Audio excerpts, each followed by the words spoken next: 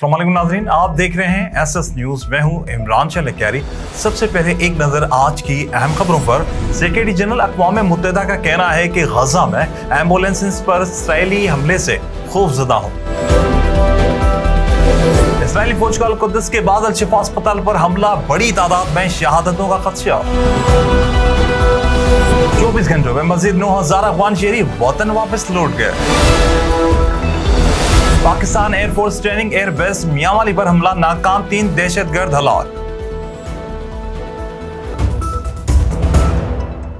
अक़वाम मुत्तहिदा के secretary general Antonio Guterres ने ambulance पर इसराइली हमलों पर खौफ का इजहार किया है। एक बयान में अक़वाम मुत्तहिदा के सेक्रेटरी जनरल एंटोनियो गुतरेस ने कहा कि अल-शिफा अस्पताल के बाहर एम्बुलेंस के काफिले पर इसराइली हमले से इंतहाई खौफजदा हूँ। अक़वाम मुत्तहिदा के सेक्रेटरी जनरल ने फौरी तौर पर तनाज़े को रोकने का मुतालबा किया। इसराइल की काबिज फौज ने गजा पट्टी में अल-कुद्स अस्पताल के इर्द गिर्द बमबारी के चंद मिनट बाद ही अल-शिफा अस्पताल के गेट पर बम गिरा दिए।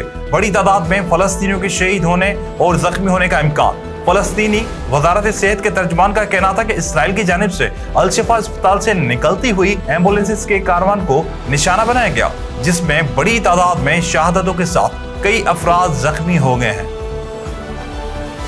गुज़िश्ता 24 घंटों में 9000 गैर मुल्की तुर्कम बॉर्डर के रास्ते वतन वापस लौट गए। अफगान कमिश्नरेट के मुताबिक होल्डिंग सेंटर में नादरा अमले ने अफगानिस्तान वापस जाने वालों का डेटा इकट्ठा किया। अफगान कमिश्नरेट ने बताया कि 1 अक्टूबर से अब तक 1,56,000 अफगान शहरी अफगानिस्तान जा चुके हैं, जबकि जुम्मा को तुर्कम बॉर्डर से 12,689 गैर कानूनी मुकीम अफराद अफगानिस्तान वापस गए।